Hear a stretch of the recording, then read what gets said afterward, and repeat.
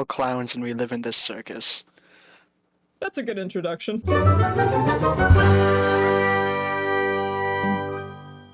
Oh god. Cutting that out. Cutting all of that out. Alright, there we go. I tried to move the tab and it moved the table. We can make a bloopers reel one day. One day we'll make a bloopers reel, and this will be at the beginning of it, and then it'll cut to the bloopers. Yeah, this is absolutely not a blooper. This is fully intended. Yes, fully 100%. This entire series is scripted from the beginning. You absolute fools. We didn't really decide on like an introduction. How do we introduce things? So Cole, huh? Okay, Hi, my name's Peter. You're watching Jackass. What's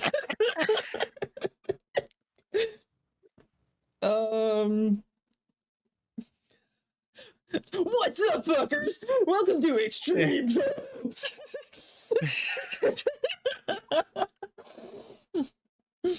We're all clowns and we live in this circus. That's a good introduction.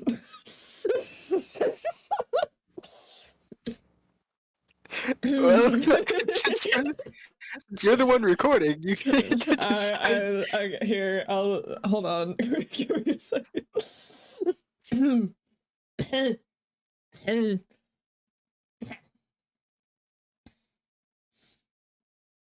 Hello. That's all I got. All right. Okay. That's as far as I got. I did not think this all the way through. From here on out, I'm without my notes. All I wrote down was hello. All I wrote down was notes on the back of this paper. On the back of the paper, so it looks like I'm reading something. But I'm not. Okay. The rest of this paper is entirely blank. Okay. Try that again. Like I had an idea and then I said hello and then my brain was like, idea? What's that? Okay, come on, we got this. We're all professionals. We are not. It's our first time ever doing this. It looks professional though. I'm just Welcome back to saying. early YouTube, where no one knows what they're doing.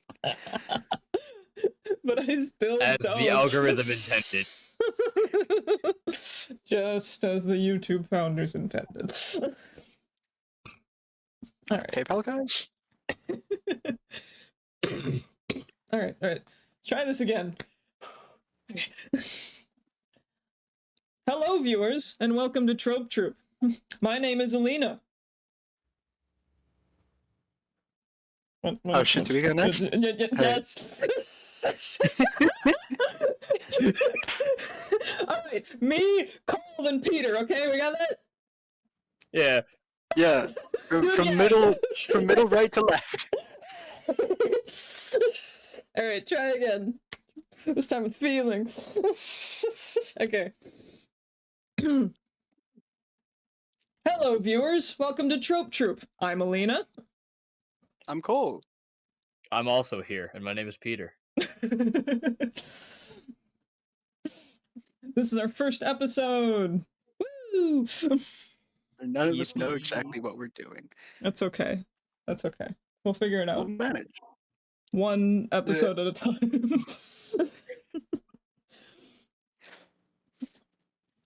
Now, Quality will increase and decrease at will.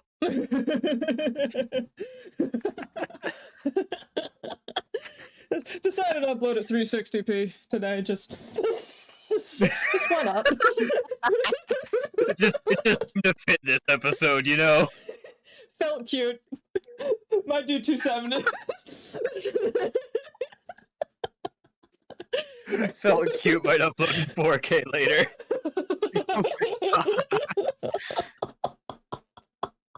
It's mostly still recording. It's been uploaded in 4K. You're right, pixels. Anyway, So I may be sitting in the middle of the table here, but I am not hosting this episode because the Yeah. topic that we chose is one I know little to nothing about. So Cole, why don't you introduce everybody to the topic we're going to be talking about today? Hello, everybody. Welcome to a clown world we all live in, where nothing makes any sense.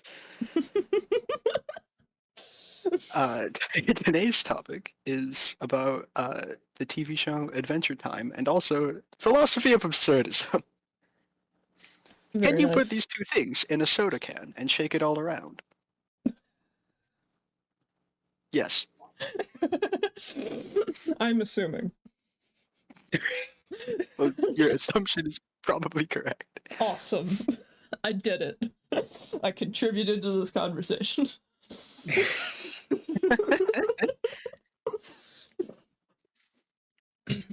Adventure Time as a show is really well known for being absolutely crazy all of the time. I find difficulty explaining anything about it, because if you've seen it, you know, and if you haven't, I'm going to sound insane. Well, I mean, you're probably gonna sound insane to the people who have seen it anyway. You're right. I haven't. It just has that effect on a lot That- of people. That's right, mean, Internet. I let's- haven't watched Adventure Time. Not a single second of it.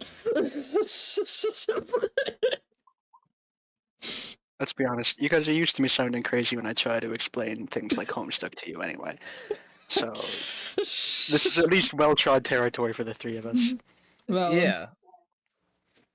well, At its core, Adventure Time is just a show about a boy and his dog who are also brothers. And they go on adventures and do ridiculous Time. things with each other. Yes! Believe it or not, they go on adventures many times. You would never guess from the title. Yeah, the title is actually a subtle nod to the events of the show.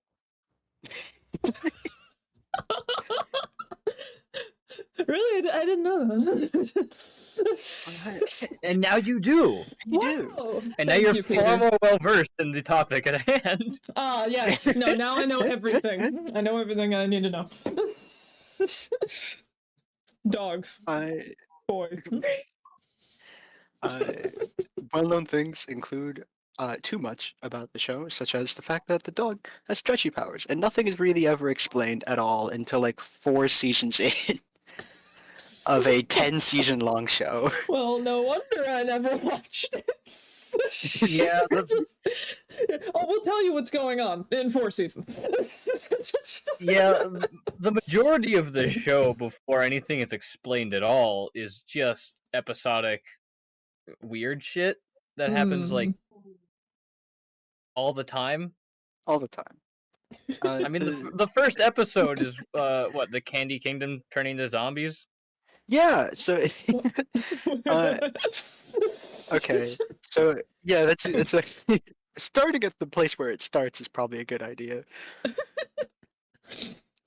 Yeah, it's because a pretty good case for just to explain the sheer amount of random bullshit that happens here is that in the first episode, when all of the characters are being established still, a scientist slash royalty, Princess Bubblegum, tries to create a revivify potion essentially for various members of her kingdom, but kind of bonks it a little, and the end result is turning them into zombies instead, and so accidentally is a zombie plague, and the entirety of the first episode, and every episode, I think, except for the last one, is 10 minutes, mind you. So they all have to happen very quick. Is just your standard run-of-the-mill plague in a kingdom made entirely of candy.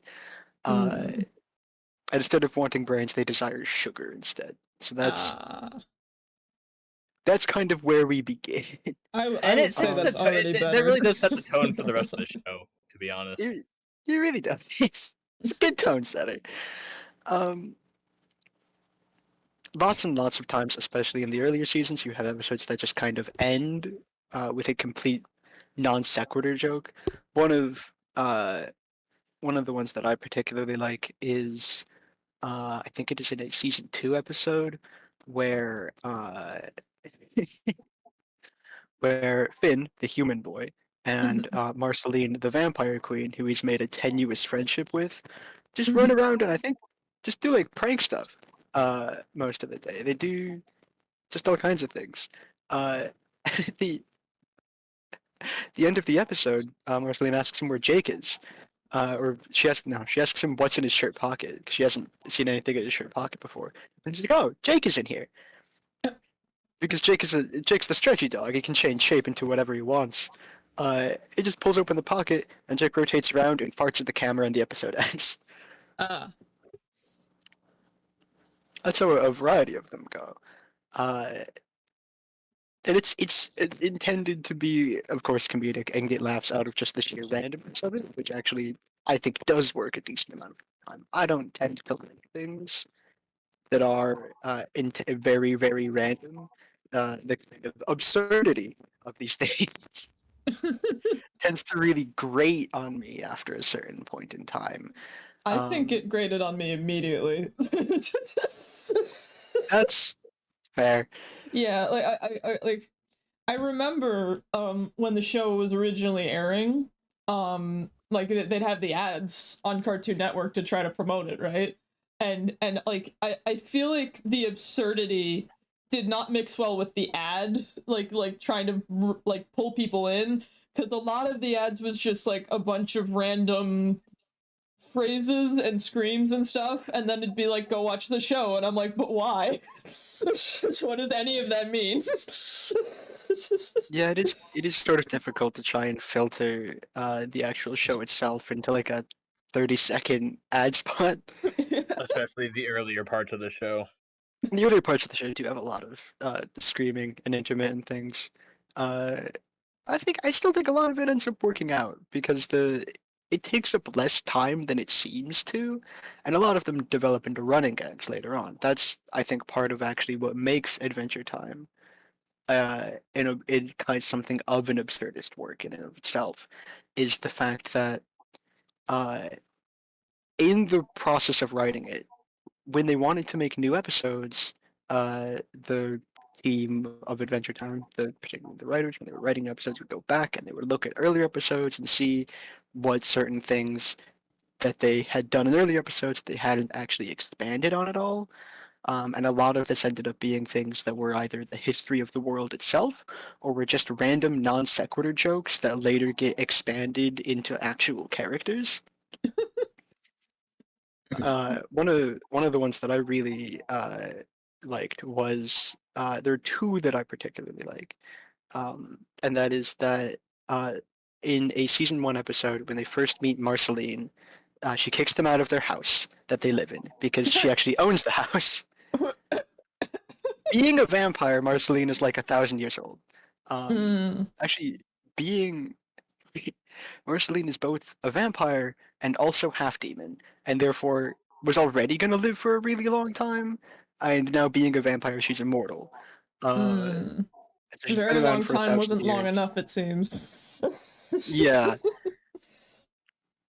and so she owns a bunch of places, and the entire episode, Finn and Jake are going around and trying to find new places to live. And she happens to own a bunch of them over and over again. They just get All of them, evicted actually. constantly. Yeah. Eventually, they essentially trade homes. She gives them their treehouse back, and she decides to build a little house in a cave. How is that a trade? Wait. Well, she can't go outside in the day. She's a vampire. Okay. So the cave is actually useful to her. Wait. So they She's been did it. roaming around for a while. I know, it's just like, okay, so they did a trade, right? Yeah, essentially. So Yeah, they ended up she- living in the cave for a bit, and then she owned the cave, Oh. and then she kicked them out of the cave back into the treehouse. Oh. That sounds like less of a trade and more of a compromise. Yeah, I guess. Potato, potato. The point is, throughout the entire episode, whenever they're trying to sleep in various places, you have these little like caterpillar worms that creep up onto their bed, and when they get noticed, they like stand straight up, and their heads vibrate, and they go wah wah wah wah wah wah wah, wah. And there's like little particles around their heads as stuff is happening. And every time you think like maybe something weird is about to happen, but nothing weird does happen. They just get shook off the bed, shook off the covers, uh, until the very end of the episode when they're back in the treehouse and suddenly a giant king worm crashes in through the wall, and they get hypnotized immediately and start rubbing the worm. And then the episode ends. Did they resolve that believe- in the next one, or is that No. just Yeah, A most of the very, episodes very don't end on episodic show cliffhangers, until they like just season end 4. on. Yeah, they don't end on cliffhangers. They end on just random shit. Yeah. Like, They don't end on cliffhangers until halfway through the show, and then they do end on cliffhangers. okay. Uh, so I believe it is then in a season 4 episode where the king worm returns, and the entire episode is Finn and Jake in a dream trying to kill the king worm so they can get out of hypnosis, which he's just there again. They start the episode in hypnosis. Oh. so theoretically, every episode between their first hypnosis and the dream is actually still part of the dream. No, Yeah, God. but that's not how it works. No, that isn't. I That clearly know. isn't what happens because the episodes in between them are also referenced later in reality. So that's the entire rest of the show It's all a dream. It's and all, all a the dream. sequels. It's all a you dream. It's say not that, a Elena, trope. but I that was thought we'd actually hit a very. immediately. You say that, but that was actually a very. I'd say, infamous is probably the best word. Fan theory for a long time. Yeah, well, the it's a dream fan theory that exists is that goes for every show. Yeah, it was. I say this as if I'm an expert on the topic when we all know that I'm no expert on anything. But apparently there was an almost cultish sect of the Adventure Time fan base that almost fanatically pushed that fan theory. No, I do remember this now. Yeah, I remember seeing this on YouTube all the time back in the day. Man, I was not there or paying attention. I'm none not of this surprised. was on my radar. I mean, I was actually only made aware of it recently, after browsing Twitter for a bit. Oh God, why would you do that to yourself? In current day? Look, if you isolate most of Twitter, you get half decent stuff. That's I'll valid. believe that. That's valid. The second thing that I really like that is shown really early on, there's so many things of it. Like a lot of villains especially tend to recur, or just characters in general recur. And I think what makes it ultimately something of an absurdist work of fiction is the fact that all of it is complete and utter happenstance. It is a Hmm. completely random series of sequential events that just happen to lead to this situation.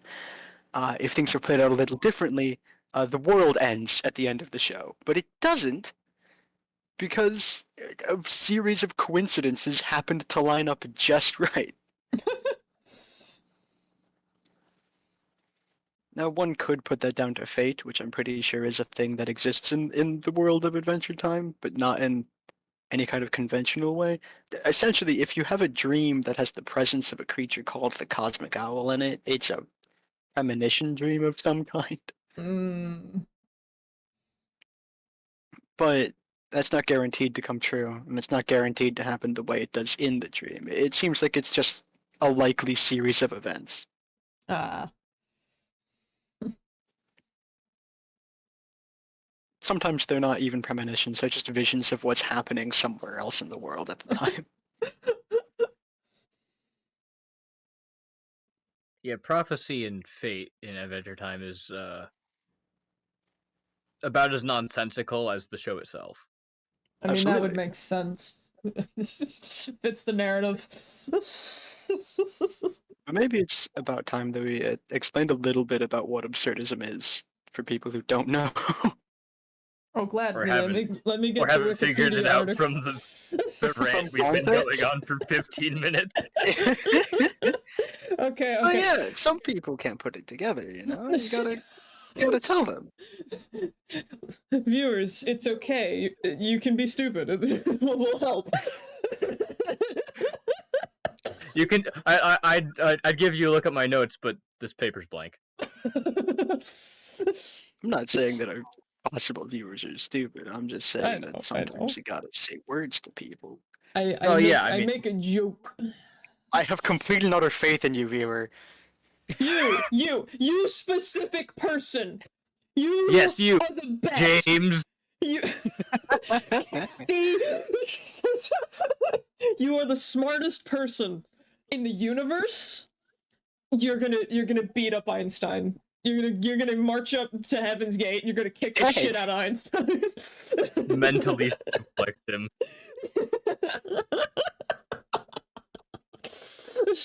Don't go and beat up corpses, guys, unless you're going to sell them to your local necromancer.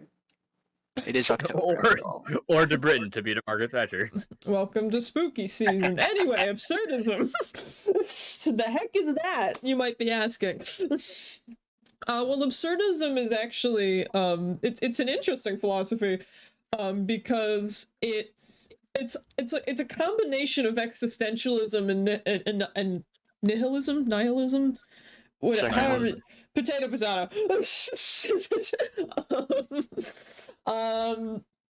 It essentially the essential thing is it takes from it essentially it is life is meaningless, but that's okay. that to put it in one sentence, because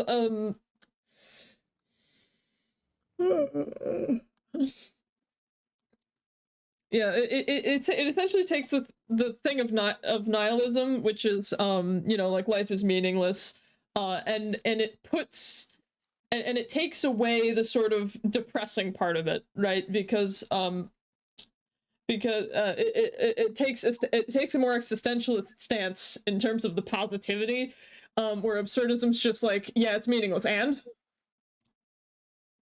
you got a problem with that? Live your life. And in the case of Adventure Time specifically, it's, life is meaningless, but look at all the cool shit around you. That too. Yeah, the specific definition of absurdism is disputed, but generally it's just like life's absurd. Don't get all caught up in it. Just look at how cool everything is. I'll die, you'll die, we'll all die. Have a snack, it'll make you feel better.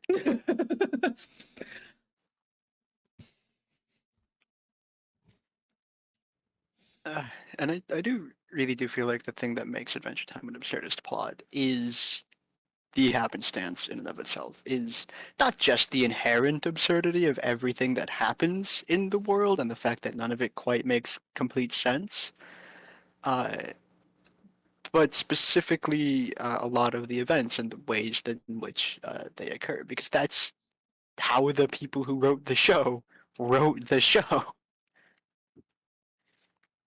As a long series of vaguely interconnected events until about halfway through, they started actually doing like a full story. And the way in which they started to do that is actually really interesting. Because they start by taking like a huge major deviation from the series, right? So I guess not from the series, but in the way they've done things in the past.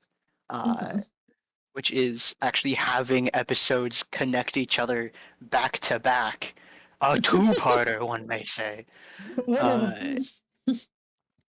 And it all connects to stuff that happened way earlier in the series, in the advent of season 2, the end of season 2. very famous character from Adventure Time is, of course, the Lich. Ultimately, the big bad of the entire show. Uh, The he, Lich. yes, the Lich.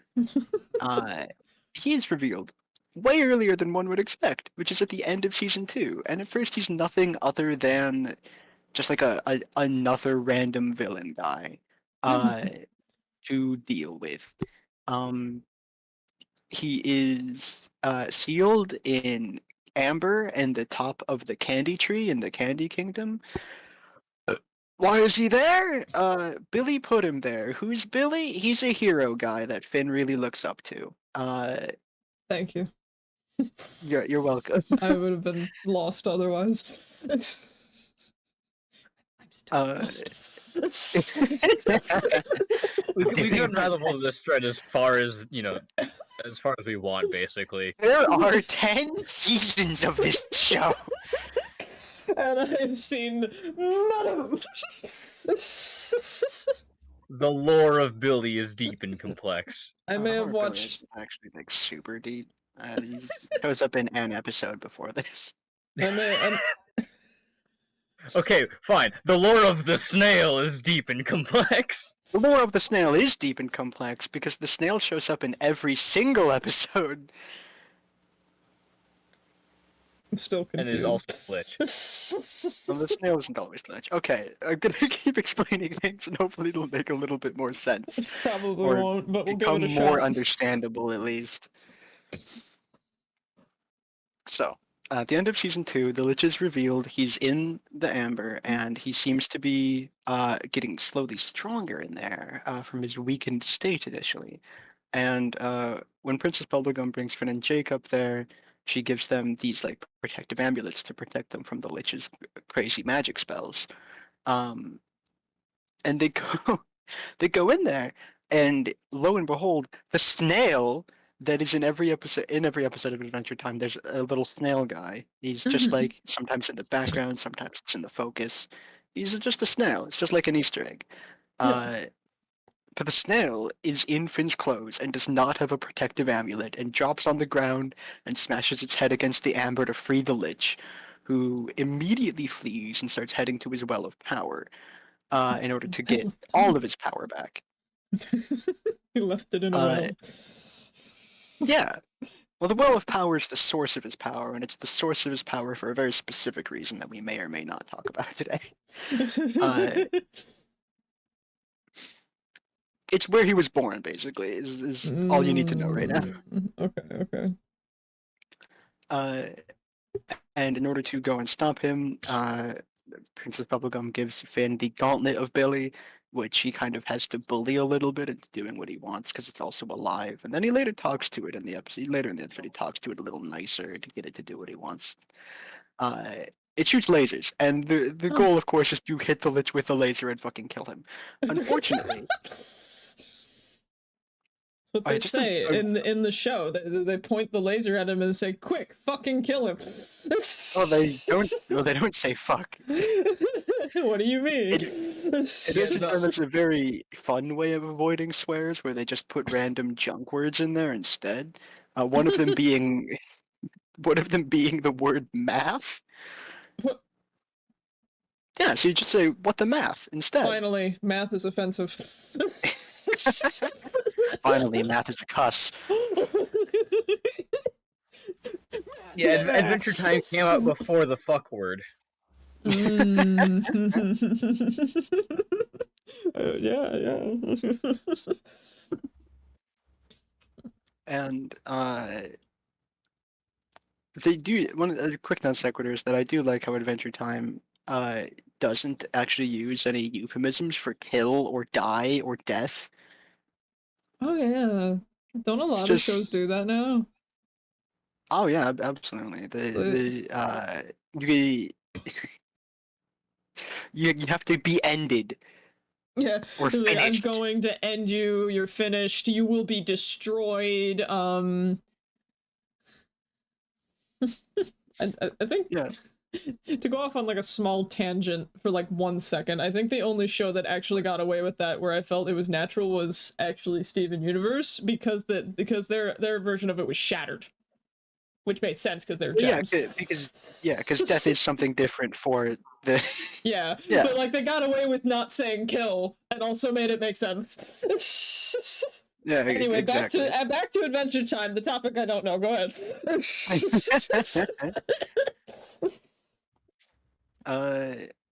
We get to the Lich, and as I try to explain things, I realize there's always more to explain.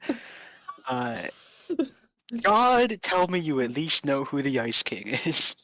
Is it the fat blue one with the long nose and the crown? Yes. Actually, it's just the Moo that makes him look fat, but yes.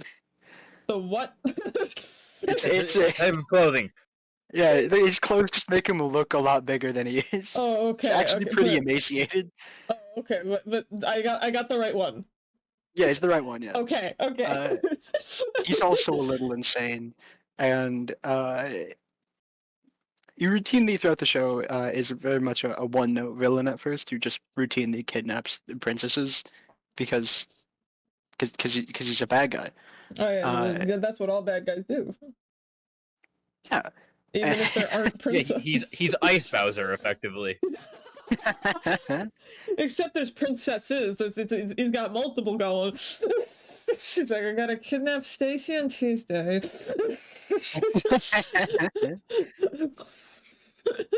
You actually Promise on Thursday. captured a bit of the show's humor there, actually. Oh, I did it! I win! You've done it. You've achieved absurdism. And that's the end of the episode. Yep. The Ice King interferes and he tries to kidnap Princess Bubblegum while she's also trying to get Finn and Jake to the Well of Power so they can punch the Lich in his gonads. And he kind of accidentally interferes with the entire thing. And they still end up beating the Lich through a different way, but also Princess Bubblegum gets dropped in the Lich's Well of Power. Ow.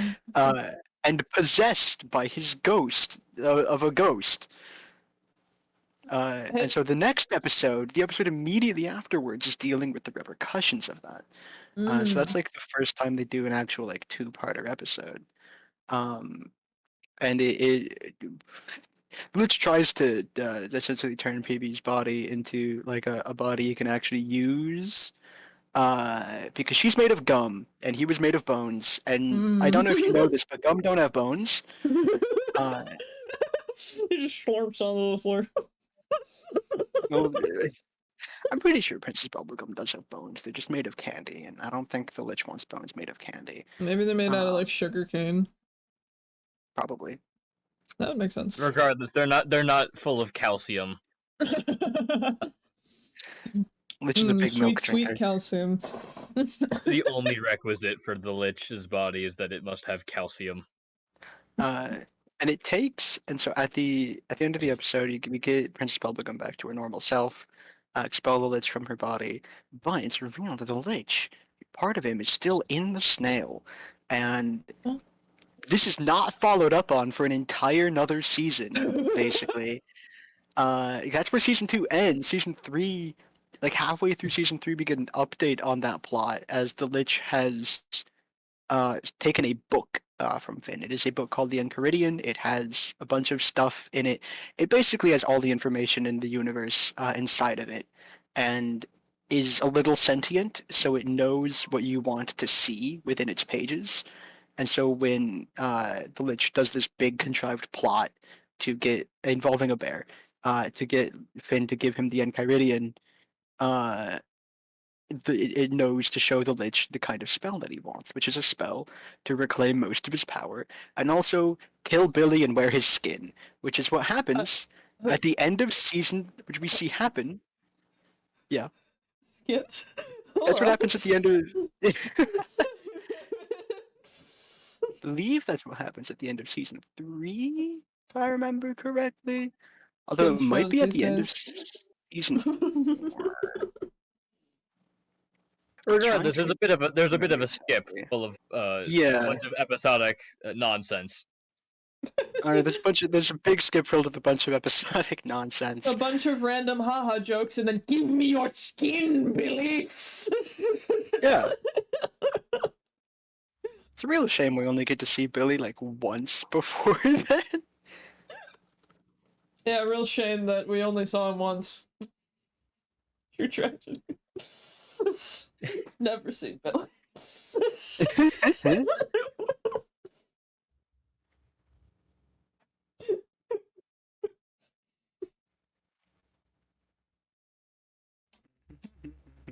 Yeah, all the stuff with the Lich that I was describing does happen at the end of season 2, and then I'm looking at an episode list right now to remind myself.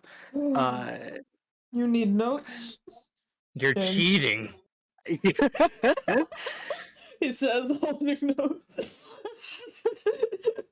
I planted them there. It's for appearances, I assure you. I planted I'm the actually notes just there. clueless. I framed him. I framed him. Yeah. Oh yeah, for everybody wondering where all the icons came from, I drew them. Just so nobody's like, you're not crediting the artist. I'm the artist. It's me. You could just put that in the description, man. Nobody reads the description. I do. I Well, also you're do. weird. I don't. You're outnumbered. You're the weird one. I am weird. I'm absurd. Back on topic. Got there. So it's actually at the end of season 4 where the Lich takes Billy's skin. So this is where season 4 is where we really do start to enter the more serialized part of the show. The serial a whole zone. bunch of a whole bunch of plot threads are actually happening now, and they're not all followed up on like sequentially. There's still like episodic stuff happening in between the moments where stuff happens, but you see references to them pretty consistently. You see like in episode the end of season 3, Finn is Finn has a crush on Princess Bubblegum for the show up until this point, and he's really struggling to get through the fact that like she does not reciprocate at all. And so at the end of season 3, Jake is trying to set him up with someone because Jake is a good brother, but also very misguided. Yeah. That one didn't work out. Here, immediately date someone else. He tries to set him up with Flame Princess, and that doesn't go over so well at first, and then in that episode, and then immediately the start of season 4 continues that plot line where they kind of end on more equal footing, at least agreeing to be friends for now, if nothing else. And it kind of throughout season 4 does develop into a relationship of sorts. Whoa. Yeah. And then he However- suck his.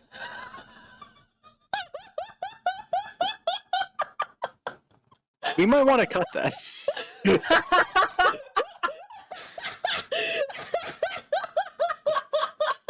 I was just skipping ahead. They break up in season 5. I wasn't skipping very far ahead.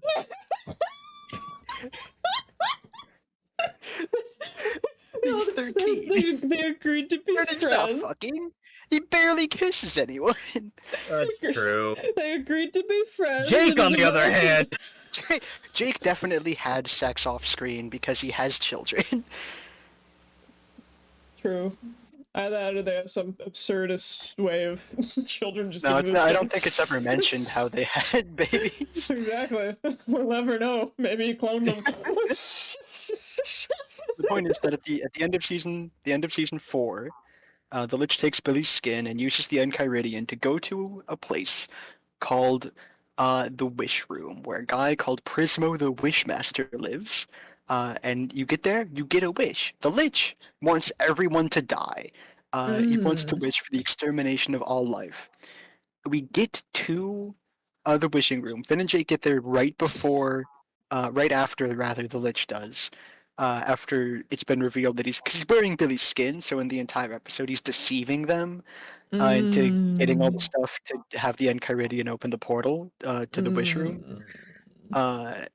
Or sorry, it's not the wish room. It's the time room. It's the time room. Before anyone in the comments gets on my ass. They're already there. They paused it before I you know. corrected yourself. They're I already down know. there. They're already like, ah, you fool! And then they close the video, so they'll never be enlightened. This podcast sucks because you guys said it was the witch room and it's actually a time room. This podcast sucks because you guys can't stay on topic. That's what a podcast is! Sorry we're not Spotify enough for you.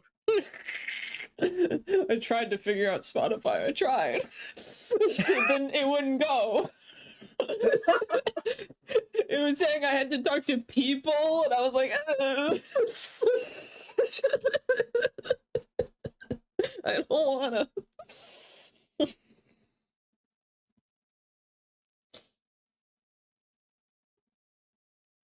Cool. Yeah, continue.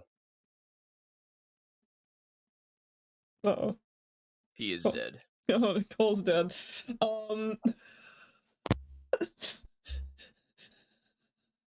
Absurdism. Yeah. I mean, this really is more of an episode about Adventure Time, with Absurdism kind of interlinked, but Well, fun fact. Is my audio coming through again? Yes, hello. Yes.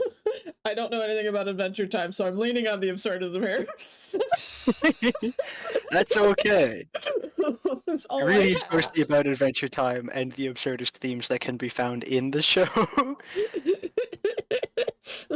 Yeah, really, this is more of a guide to pointing out absurdism Yeah, in other media through when you see examples it. found in Adventure Time. I have a question. Yeah. What? Does regular show count as an absurdist? Absolutely. Okay, I didn't watch that one either. That's very helpful. I just- guess. It So put if a we do question on something my about mind. regular show, it'll be the same as this one. then. Yes, yes, it will. Yes, but even less productive because I also didn't watch it. You either watch one of them or none of them. I guess. I watched both. Heathen. So at the end of season 4, Village wishes for the extinction of all life. They see him do it. They can't stop him because they get there right as he does it, and then he vanishes. And they talk to the guy in the time room, Prismo, who explains, like, yeah, he made the wish. He's been sent to his wish has been fulfilled. Like, I just grant wishes, dude. I don't know what to tell you. And Finn immediately almost wishes the Lich never existed in the first place. Oh. And then we hard cut to a complete other reality, where we see some version of Finn, who, it's worth noting, actually has a nose drawn in, and to artistically differentiate his face from the face of other Finn. How do we differentiate these two? Nose. But everyone in this world, the humans have noses that are drawn, because the humans in Adventure Time also have noses. They're just not actively drawn in. Yeah. In this world, the humans have noses that are actively drawn in, and also like visible eye sclera. Right, the whites of their eyes are visible because in the rest of the show, everyone has dot eyes. Yeah. Except for Lemongrab, but he's weird. He's not well. Does he grab lemons? He is a lemon. Oh. He's fucked up is what he is. Oh, is he the one that's like unacceptable or something like that? Yeah. Oh, I remember watching ads for that. I hated those. Yeah, he is the screamiest part of Adventure Time. Yeah, Really? I Well, hated him. he was voiced by Justin Roiland, whose entire thing is screaming. So I know who that is. I'd be shocked if you didn't. I don't. That was a This sarcastic is not an remark. episode about Justin Roy. Yeah, we'll talk about him when we talk about defamed celebrities. When we talk, I guess I'll talk add about that to your celebrities, you got topics. Peter's list is 2 things on it now. Indeed. Just put Justin Roiland. Okay. There you go, Justin Roiland. Just for you. Just for you. Yeah, so we end up there. We see a version of Finn that is there. He's playing his flute on a log. He, very notably, his right arm is gone and is replaced with a simple robotic prosthesis. Oh. And we then also see a version of Jake in this reality, who's just a normal dog. Uh. Fully normal dog, not Finn's brother, not sapient in the way that dogs are in Adventure Time, the rest of Adventure Time. Fully normal dog. We see Finn's parents, human parents, which Finn does not have human parents really in the show. Finn was raised by Jake's parents, who he considers to be his parents. Son, you were adopted. Well, he knows. Yeah. A thing of note is that Finn is the only human left in regular Adventure Time for quite a long time. Yeah, it is not until really close to the end of the show where we know for sure what happened to the rest of humanity. Finn is the only known human. There's technically a second human, but she's gone a little wonky. Her name is Susan Strong. She is at first reveal maybe not a human, but is instead a fishman because the rest of the people she was living with are fish people who just who look mostly human. And Finn mistakes them for humans at first. There's a whole I think season 2 episode about it. I think. And he meets her again later, and he finds out that she is also a human, but she lives with the fish people, so they don't interact very much for a while. But yeah, it is very much important that Finn is the only human in the entire known world for a long, long time. But this world, he has human parents. They call him in for something important, and then the episode ends. And then the next episode, at the start of the next season, immediately continues where it left off. A whole bunch of crazy fucking shit happens immediately. And this is, I think, where we really get into the kind of all events that happen in Adventure Time are a part of a long string of circumstantial bullshit that goes all the way back over 1,000 years from the history of the show. Because we find out that the Lich doesn't exist in this world because the bomb that birthed him, he was born from a bomb. The bomb harnessed some from kind the of Great Mushroom War specifically. Yeah, well, it's called the Great Mushroom War because the bomb was like a mega nuke. Oh. And the nuke was mega because it was also magical. And it's what released magic back into the world, essentially. So the world that Finn currently lives in this altered reality, is very, very mundane. Because the bomb never went off, and the bomb never went off because the guy who becomes Ice King used the magic of the crown. There was still some magic in the world at that point, and one of them was in the crown that the Ice King has. And he used the magic of the crown to freeze the bomb before it hit the ground, and it's been stuck there since forever. Can I get an F in the chat from my boy Simon? F in the chat for Simon Petrikov, who goes insane for almost the entirety of the show as Ice King, and then gets depression in the sequel series. F in the chat, yeah.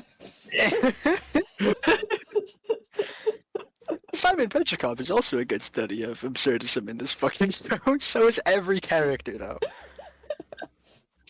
The point being, if the bomb doesn't go off, the Lich is never born, magic never returns to the world, and instead you have like just like a war-torn apocalyptic world instead of a post-apocalyptic magical world. Uh, Do you want the normal Fallout or the magical one? 'Cause-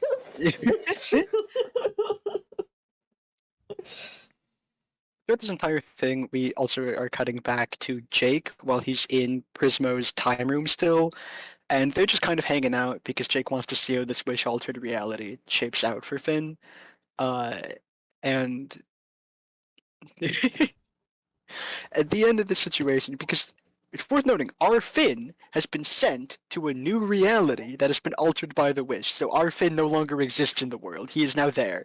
Fun. Woo! Yay! And I think the thing Prismo essentially coaches Jake into how to make a wish properly without any kind of fuck ups happening. Because that's with a lot of things. Prismo's wishes are all like monkey paw stuff. You get what you want, but not in the way that you want it. Uh, Mm, Finn Not wanted a even world like where through Prismo fucking it up. It's just how wishes work. it's just how wishes work. yeah. He's not the one who decides how it works. He just grants the wish, and then stuff happens. Yeah. Like the monkey's paw in Finn's wish is that when he finds the crown, uh, his parents are in trouble with like the gang that runs the place that they live in, and so he's told to go sell the donkey that he likes a lot. He likes this donkey so much; it's a good friend to him. Uh, or it's a mule, I forget. Uh, The the comments are horse coming after you creature. now. Unimportant. It's not important if it's a donkey or a mule, honestly. Its name is Barbar. Uh, Barbar.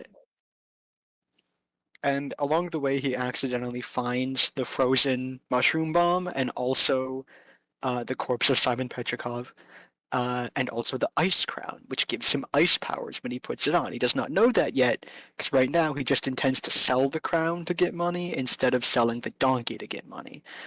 And of course, things get screwed along the way. They get screwed along the way in a much more mundane way, though, because he just gets scammed instead of being scammed and then transformed into a giant foot. Okay. And he puts the crown on. He gains the ice powers of the Ice King, and so things clearly aren't going well for him. And without the crown there to keep the bomb from going off, the bomb slowly melts out of the ice and explodes, and the Lich is reborn in that world again. And also, Finn's life is now basically fucked up because now he's the one wearing the cursed crown. A whole lot of horrific shit is now going down. Um, and so Jake makes the wish that he wishes that the Lich's wish was for Finn and Jake to return home to Ooh safely. And so the time gets rewound for Oh my Jake. god. We have Finn back there again, and they enter the time room and they see the Lich make the wish. Uh, and the Lich kind of gets glitched out for a moment. He's like, I wish for Finn and Jake to go back to Ooh. And they get sent back to Ooh, which is the name of the world now. It's not called Earth anymore. It's called Ooh. Three capital O's. Ooh. uh, and yeah, that's how that goes. And I do think it's a really great example of how everything is just an absurd series of events. If that bomb doesn't happen, the Lich never exists. You get a completely different world. In a more minor example of it depending entirely on one person's random decisions, so Simon Petrikov is the guy who becomes the Ice King. 1,000 years in the past, he was an antiquarian. He was a researcher of ancient shit. And he finds the ice crown, and he puts it on as a joke, and goes temporarily insane. His fiance vanishes. He gets real upset about it. Then the bomb goes off, and the world is now to shit. Many people have mutated into horrific magic toxin monsters, and he's having a Mm. bad time. And it's in this apocalyptic wasteland that he finds Marceline, who is still a kid at this point in time, was 1,000 years ago, and they kind of go through the wasteland together, and he's slowly losing himself to the crown. The crown is cursed, and it transforms whoever wears it for long enough into the kind of person that the Ice King is. Ah. Uh, like both physically and mentally. A kidnapper.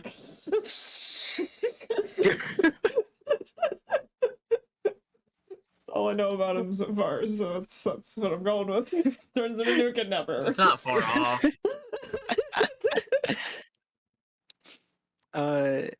And so it's this very sad story about him, like slowly losing himself to the crown, losing more and more of his memory, becoming more and more of the Ice King, who can't even the Ice King himself can't hold memories for very long. Like once he's fully transformed into the Ice King, he forgets things very, very frequently. And it's been pointed out a lot that Simon's dependence on the crown at this point, at that point in the flashbacks and in that story, is can be very easily read as a parallel to addiction. And Mm. it, specifically Marceline's relationship with the Ice King is like witnessing a family member or a close friend lose themselves to it over and over and over again. Mm. Uh, but the thing is, though, we find out in this wish-altered reality that if Simon had made one choice different, which is to wear the crown at one different point in time and stop the bomb from going off by freezing it in midair, we get a completely different reality based on one guy's random decision.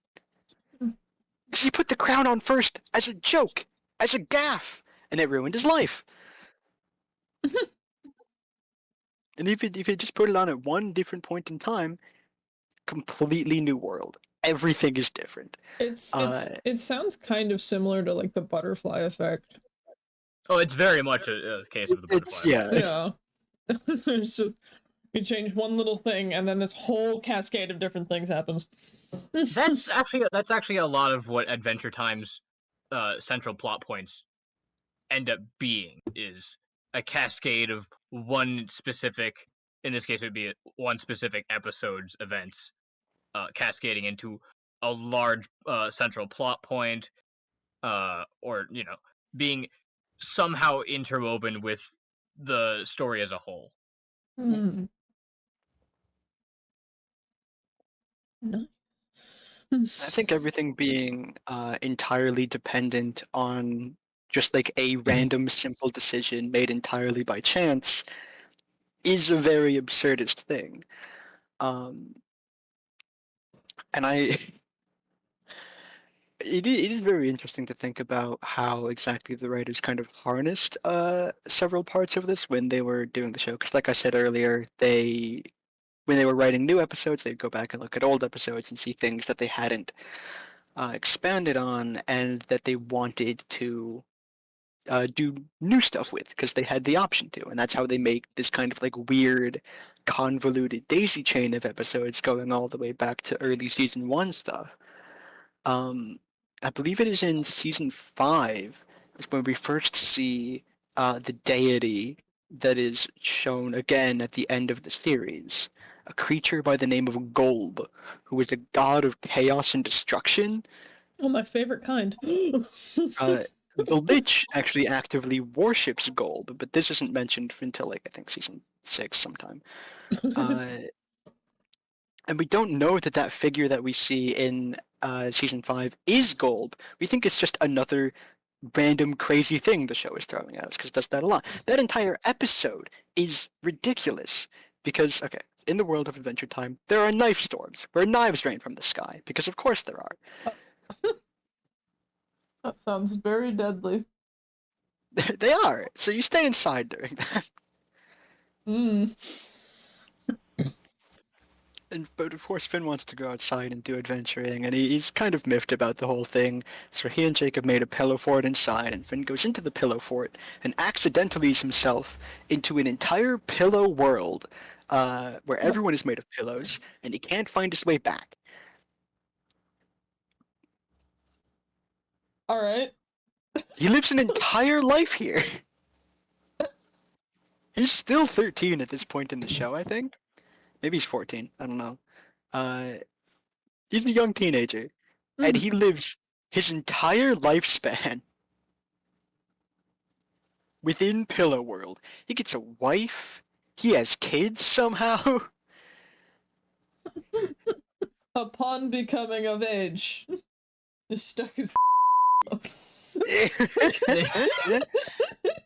There, I made it okay. Because that was the only reason it got cut. Yeah.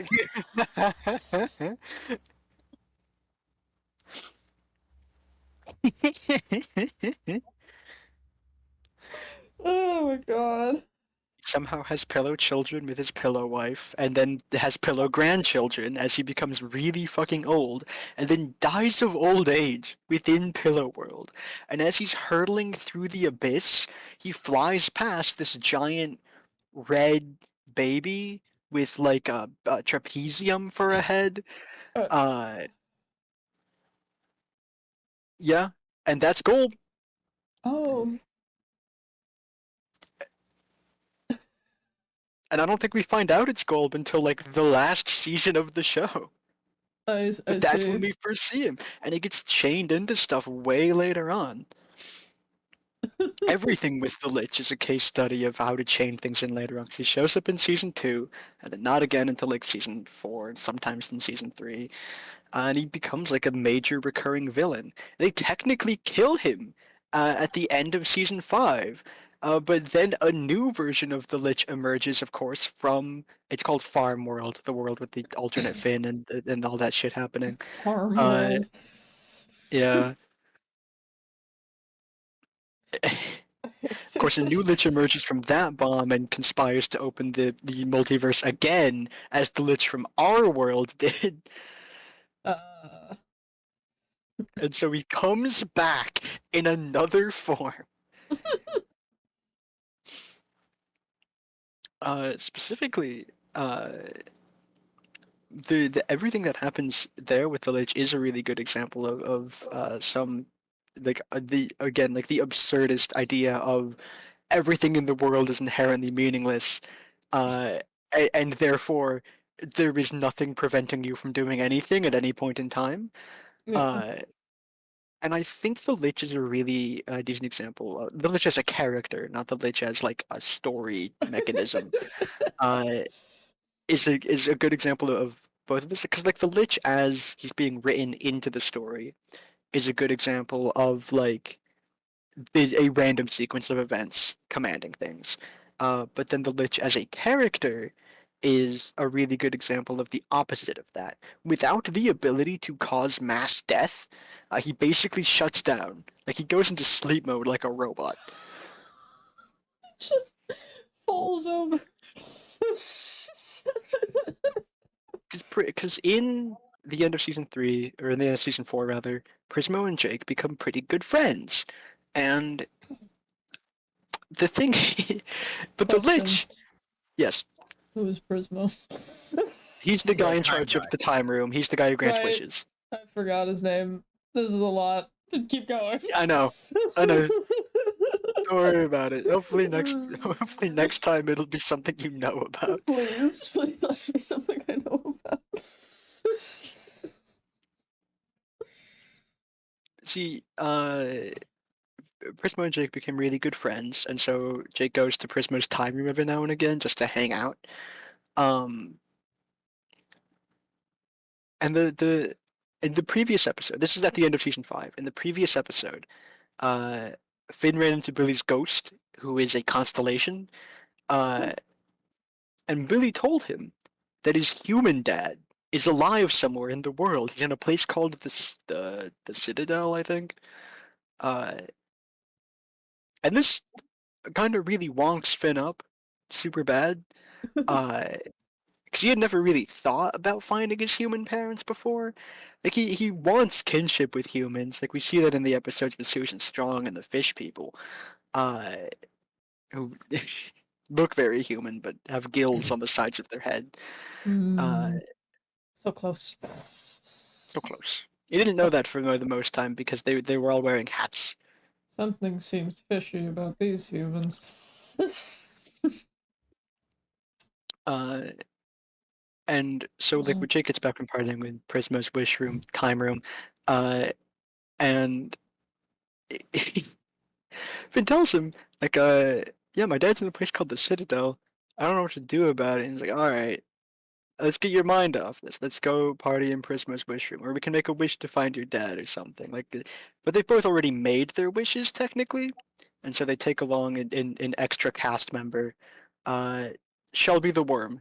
Jake plays the viola. Shelby lives in Jake's viola. They're friends. They're buddies. Okay.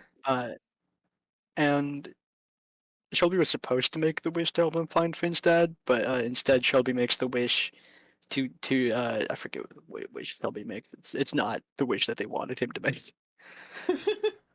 You fool. Is the point? And they find out that like they they find out that the Citadel is actually a prison in space, and that in order to get in there, you have to do a cosmic crime. And Ooh. Prismo relays this information to them for free because they're buds. Uh, and is like, okay, buds, this is gonna suck. There's an old man outside in like the space debris outside of the time room. Go get him and bring him here, okay? I was like, yeah, great. And they go do that. They bring him in there, and it find out that the old man is Prismo, uh, and Prismo, as they know him, is like the dream of this old guy. And Okay. waking the old guy up will kill Prismo, and killing a Wishmaster is a cosmic crime. Oh. And so they're reluctant to do it, but they're still willing to go through with it, because Prismo is encouraging them. Prismo wants them to do it. Do it. Kill me. Do it. Uh, Wake him up. He's pretty chill about the whole thing.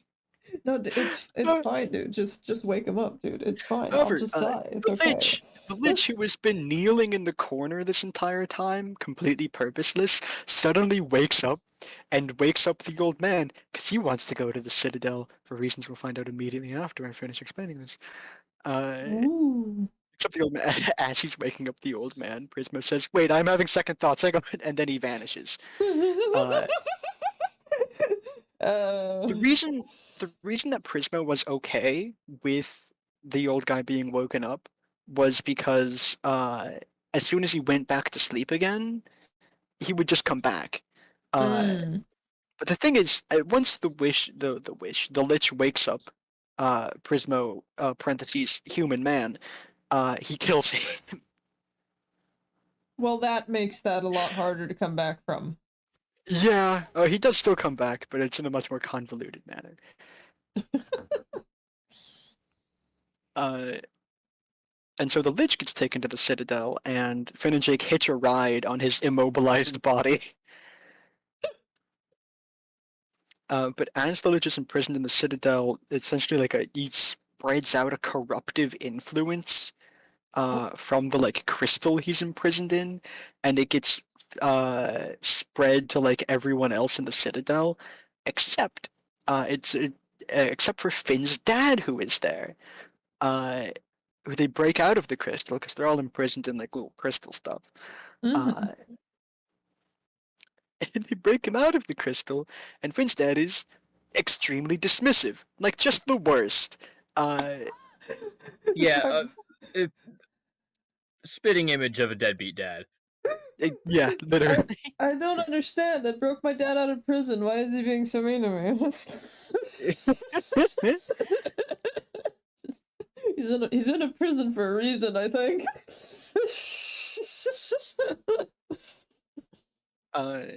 And so he conspires with the rest of the criminals that are there to make an escape.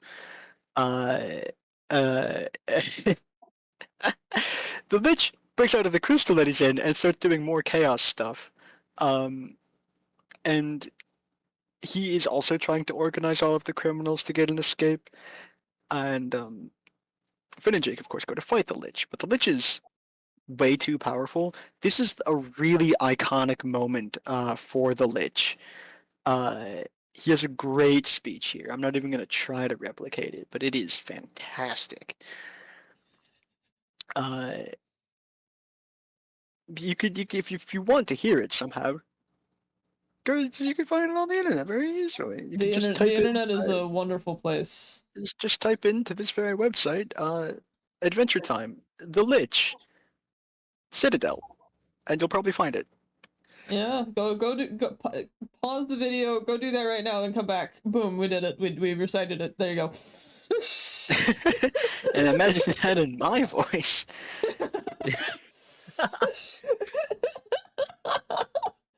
Just sit there with your eyes closed and think Cole's saying this. As you listen to Lich give his speech about whatever it's about. That's why I didn't watch it. It's about how strong he is and how he is beyond strength and how he's going to kill Finn a lot. I am totally beyond the strength thing. Like, I've ascended? Die. Anyway, see, Finn is currently fallen into a pile of goop, and that No. goop is stuff that is inside of the crystals that keeps the criminals there in a preserved state. And we see him use it on his dad earlier to like repair his leg. It grows all the meat back on his bones. Finn is fallen into this goop, and he's feebly resisting the Lich, and he smacks him with the goop almost on accident, and it causes all of the flesh and bone and muscle to start growing back on the Lich, which causes him intense, horrific pain. Wow, yeah. It also completely changes his morality. And so Finn is throwing more goop onto the Lich as the spell over him is broken. Goop, goop, goop, goop. He gets gooped up, he gets fully reformed, and he like literally reformed. Like his mind is now completely different. He's basically been turned into a giant baby. Oh. Yeah.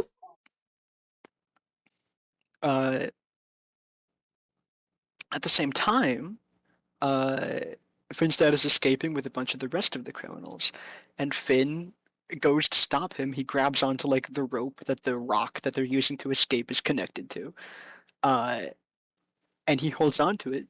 Finn has a magic sword at this point in time. It's called the Grass Sword. It responds to his will and his mind, and it's technically cursed, but he doesn't mind. And the Grass Okay. Sword, reading his intent to try and keep this thing here, extends, connects into his arm, and becomes a giant grass arm attempting to keep the fucking meteor here. But he can't. And as the vines snap, Finn loses his arm. The Oh. entire thing just gone, just ripped off him. Ow. In subsequent episodes in season 6, his arm grows back, but is technically made of plant matter now. It still looks the same as it did before when it grows back, but it does have like a little thorn coming out of the palm. For narrative purposes, it's a plant. For artist purposes, it's the same arm, but you just put a little spike at the end of it. Oh yeah, now I'm so certain that the artists got kind of tired of drawing Finn, but with like because as he's fallen into the glop again, a bit of it gets on the nub of his arm and it grows a flower. I'm pretty sure the artists got tired of drawing Finn, but like a flower coming out of his elbow nub. I'm sure that bunks up the artistic process somewhat, having to remember to draw that all the time. There's a point in one of the episodes where they draw him with his shadow approaching, but his shadow has both his arms instead of missing one of them. It's a very minor thing that I happened to notice, but it's like I know drawing like stuff that's consistently asymmetrical, especially in a in a cartoon, in animation like that, is time consuming as fuck. So I'm sure it was something that they wanted to get through as soon as they could, but they still got through in like in a pretty good way because the arm grows back in a somewhat disturbing, visceral manner. The flower gets pollinated and then grows into a gigantic branch and tree, which grows up into the sky and then disconnects from Finn's arm, and he peels the bark off, and in there is a new arm covered in sap with a little thorn coming out of the palm. Sticky. Sounds sticky.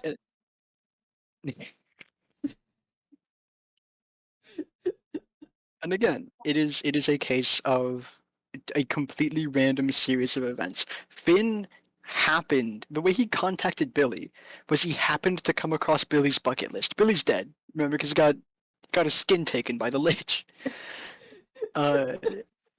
Skin napped. And Finn just happens to randomly come across his bucket list, completes the bucket list, and that, for some reason, allows him to talk to Billy's ghost for a moment. Oh. Just because, for no particular reason whatsoever. That's just how it happened out. I mean, I'm pretty sure he wanted to honor Billy's memory. I mean, yeah, that's why he did the bucket list, but he wouldn't know would let him talk to the ghost. Well, yeah, obviously. Like the point is that happenstance and more a good deed never goes unpunished. I finished my hero's bucket list and now I'm missing an arm.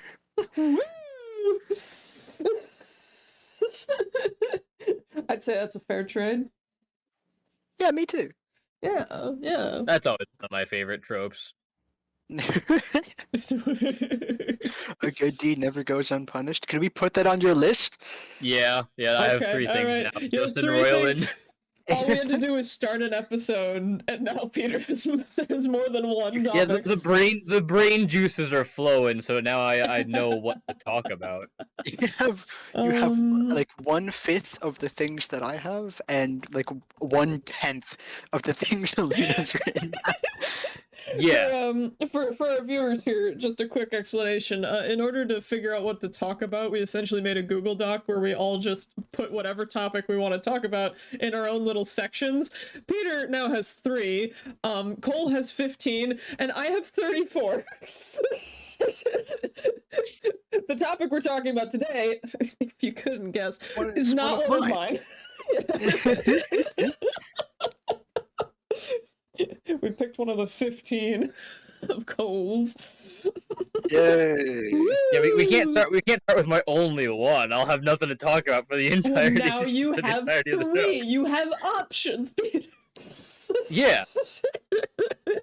I do also want to say that like half the things I wanted to talk about are in your list.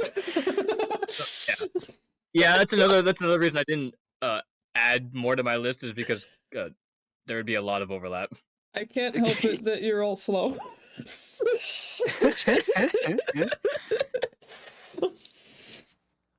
No, it's good. We all have very similar ideas.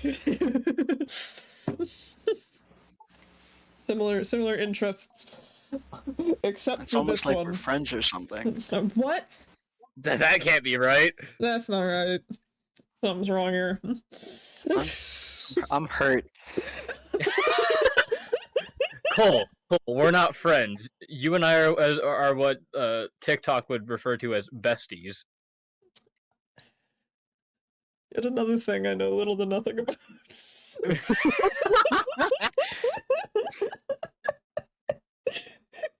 I may be around the same age as these two, but in terms of what I know, I'm old. I'm old. I'm like one of those older millennials that's like, what's a TikTok? I don't understand. I don't even think that actually works. I know there are a lot of millennials on TikTok. I said an older one. Even those ones are there. No, you're a Gen X. That is just That's right, you're 50. I'm Generation X. Generation Strange. Song reference.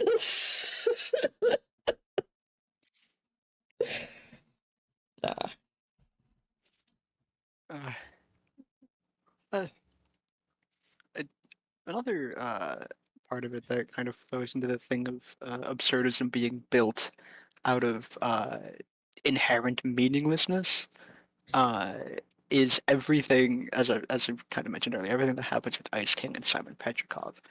Uh, they're technically the same person. It- so Simon finds the crown and it gets turned into the Ice King slowly over a period of time because he doesn't want to lose his mind, but man, he does anyway. What The if crown I also do keeps him anyway? the crown also keeps him alive, which is how he's around by the events of Adventure Time 1,000 years later. Um, Mm. He drinks poison to satiate his thirst, basically.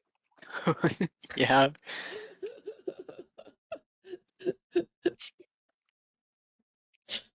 Uh, and at the end, I don't think it's not at the end of season 5, but it's like close to the end. Uh, he accidentally gets blasted by a wave of anti-magic, which nullifies the crown and Oh returns no. Simon to his normal self for a bit.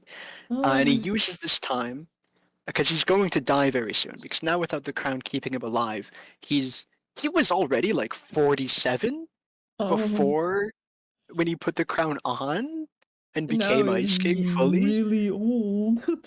Now he's like 1,047. Does it, is it like he still ages with the crown on? Or He is was No, it aging really slowly. really yeah, he was slowly? in increments. Okay, but 1,000 years is still 1,000 years, so Yeah, exactly. So like he's very close to death by the end of the episode.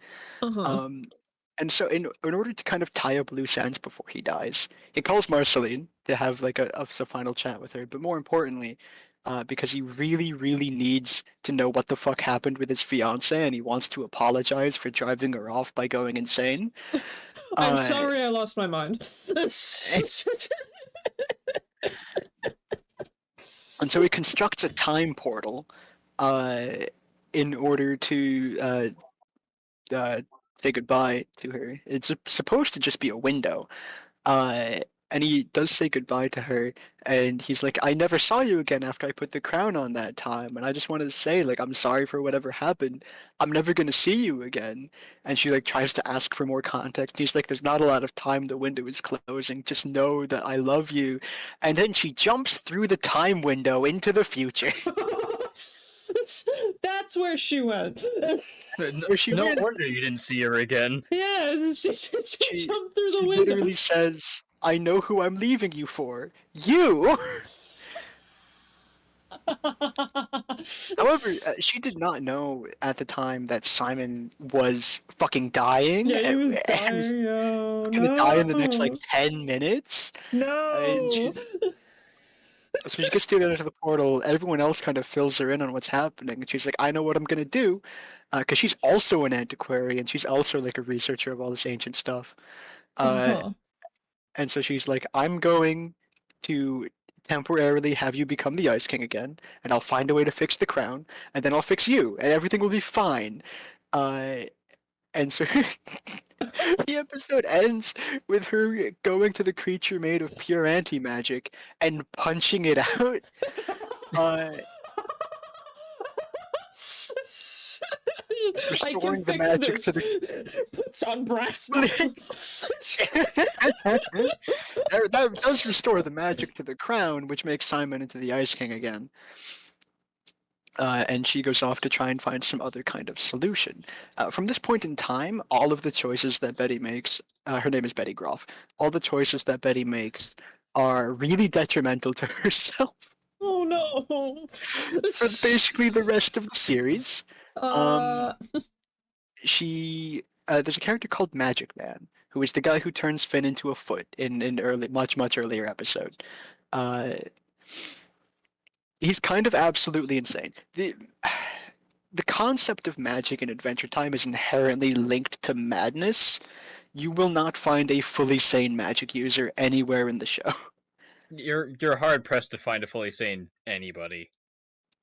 True. I mean, I suppose that is true, but the magic users are a special breed of Oh yeah, wacky. they're also very fucked up.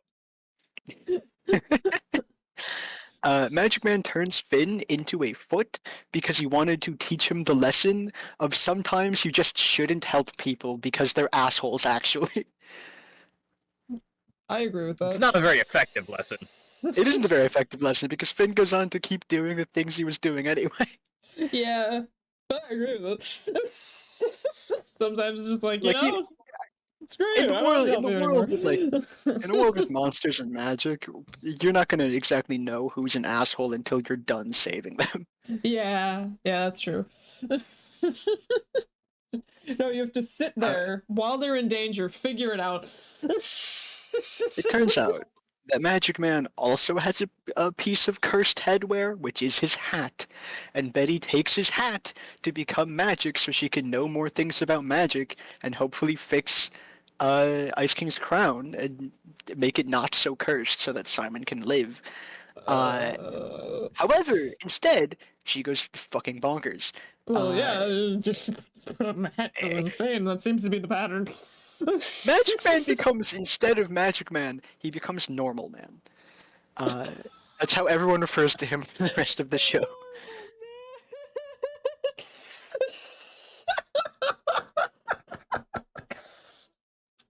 These Specifically, names, most people's names are titles instead of names. I noticed. Specifically what ends up happening is that when Betty puts on Magic Man's hat and becomes Magic Woman, she sees an image of Simon in his like partially Ice Kingified state because he became Ice King in phases. Yeah. So it's him where he's mostly blue with the long nose and he's got like a real shaggy white beard, but it's not quite Ice King fully yet. And he's looking at her from the depths of a dark lake and he has lobster claws. What? It's a dream vision. It's not supposed. It's one of the things where it's actually reasonable for it to not make any sense. Valid. And she sees this vision of him, and as she puts the hat on, she hears the vision say, "You forgot your floaties," which, within the context of this part of the show, is basically understood as like something of a metaphor for Betty jumped into the deep end of magic, not having a way for her to come back. And so it's like jumping into the deep end of a pool when you've barely learned how to swim. You forgot your floaties. Could you imagine just being like a child jumping into the deep end, and as you're drowning, some adult just like hovers over you, is like, "You have forgotten your floaties." An adult with lobster claws. Yes. And then you drown. And then you die. Yeah, for the rest of the show, Betty tries various ways to get Ice King to go back to normal, and none of them work because the crown is absolutely ridiculous. The crown is kind of a really OP magic item because we also learn after this point in the show that the crown was made by an ancient wizard named Evergreen, who made the crown using wish magic to stop a meteor from hitting the Earth, like about 2,000-ish years ago, maybe longer. No, never mind, not 2,000 years ago. It's way, way, way more fucking time than that because there were dinosaurs around. It's the meteor that killed the dinosaurs. He wanted to stop that meteor. Oh man, you know, this is 2,000 years ago. The dinosaurs. It's crazy. You want to Actually, stop that it's meteor? 2023 years ago. Yeah. The creationist in me is awakening again. Didn't know there was a creationist in you. And me either until after I finished reading the Bible. Yet another thing I haven't. You read a comedy Bible. How did that? It was very persuasive once they cut out all the sexism and racism and antiquated language.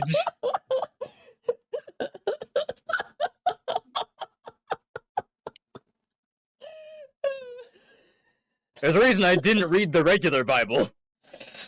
I haven't read that either. I haven't read the Bible at all. I did read the regular Bible. It's Bible very dry. Bible boy. Bible boy. Yeah, so Wizard Evergreen makes the crown in order to grant a wish, his wish, to stop the meteor from hitting Earth, because it's made of pure evil. It's also the meteor that happens to be the foundational essence of the mushroom bomb that makes the Lich exist. Oh. It's another random series of events that if it happened just a little differently, the show wouldn't exist.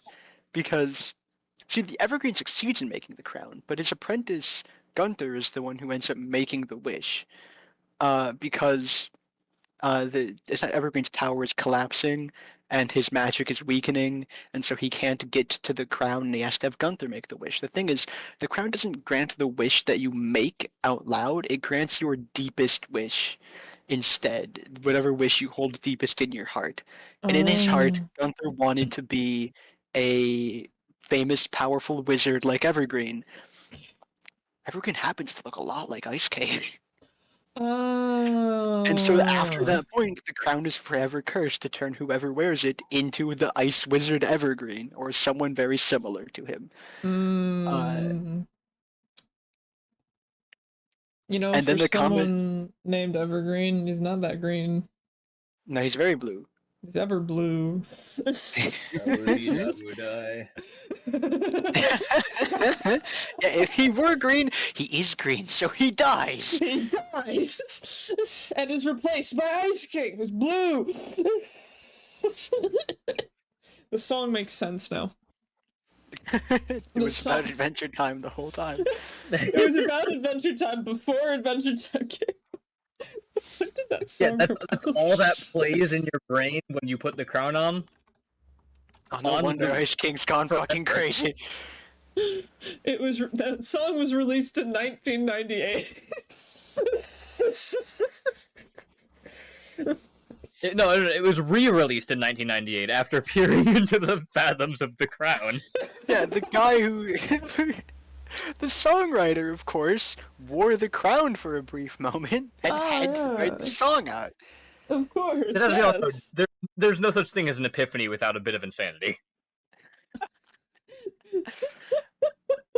So it's essentially impossible for Betty to make the crown go into not insane mode, uh, which is a thing that she like absolutely refuses to learn. Many people try telling her this, but she refuses to really acknowledge it as the truth of the moment. Until way late in the finale of the series, which is an hour long, where in an attempt to get the power to turn Simon back to normal, uh, she uses she gets okay. So through a wacky series of events, she's ended up getting the Enchiridion from the farm world because every reality has an Enchiridion in it. Uh, What is that again? it's the book with all the magic secrets in it that shows you what you want to know. Oh, okay. And she's gotten a hold of Farm World's version through a wacky series of events that I don't want to go through right now. Okay.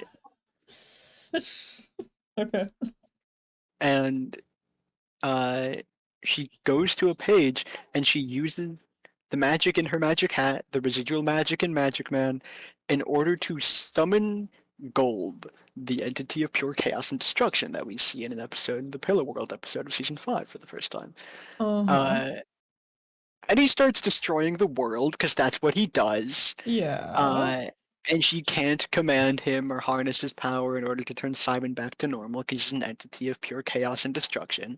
Yeah, I'm not Kind sure of what her plan was there. a bit. Well, she's not really thinking. Hence, being crazy and all. True. Yeah. True. So I don't think she knew what her plan was.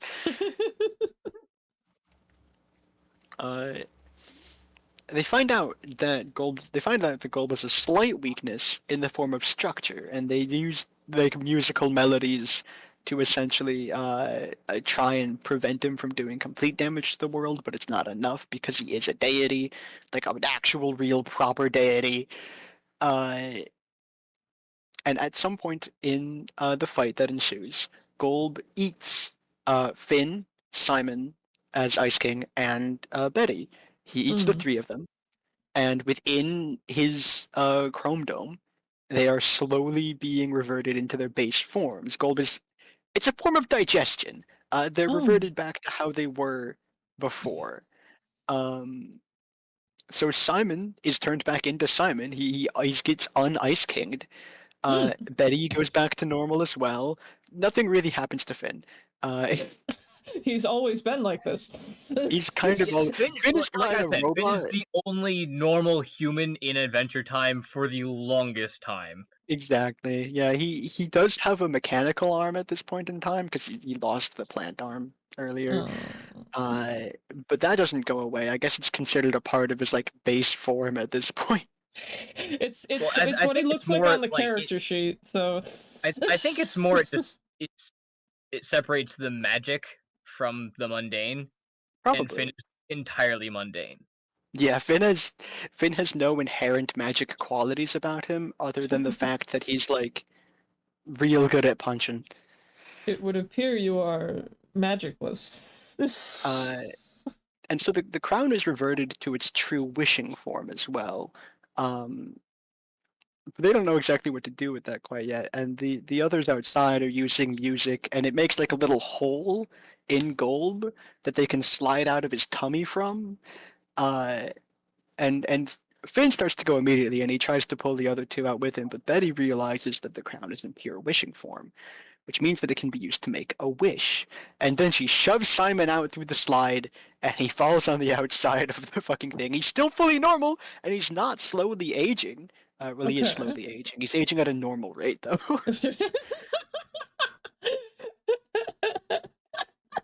He's aging like everyone else. 7-year-old Simon, not 1,040-year-old Simon. Yeah. Yeah, exactly. uh, and Betty, well, within the stomach of Gold, which is slowly enclosing around her, uh, it's not a normal stomach, of course. He's a god. It's a cube. It's a big cube, and the cube is slowly crushing her.